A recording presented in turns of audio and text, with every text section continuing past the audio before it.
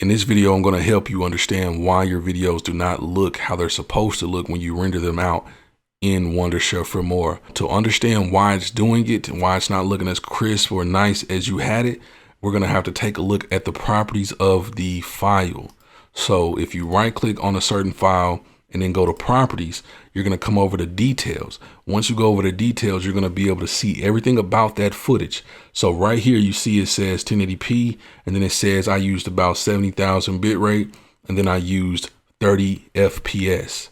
And then it also tells me everything about the audio. So 960 kilobits, stereo, 4400 hertz. All of this information is very important. So if you come over to Filmora, hit export up here, you see that you can change the file name, you can change the actual save location, but you can also change the actual resolution. So once you choose the resolution, you want to make sure that you're choosing one of these options after you make sure the FPS is the same. So if you look right here, if I choose good, it's going to give me 6,000 kilobits. If I choose better, it's going to give me 8,000. And if I choose best, it's going to give me 10,000. But this is where you run into situations and problems, is because that's not even what YouTube wants if it's a 60 FPS video.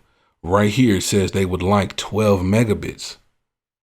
But as you saw, I recorded the video in 70,000. And that's where the problem begins. Filmora is not using a variable bit rate. So most other softwares that you pay for use a bit rate that you have one set high number and one set low number. And then the low number is what your actual whole video is. But with Filmora, it does not have that. So for my particular video, I have to select 70,000 right here, but the file size is going to increase because of that. So if I hit OK right here, it says it's 4,118. That's going to come out to be about 4 gigs.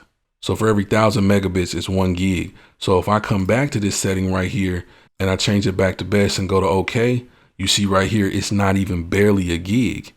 But keep in mind that quality is not going to look right at all. So I'm going to go ahead and change this back to what I had it on. Once you render it out the correct way, you're just going to have to deal with that bigger file size.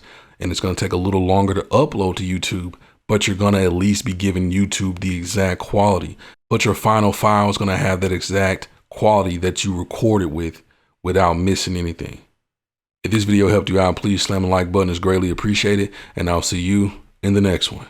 Peace.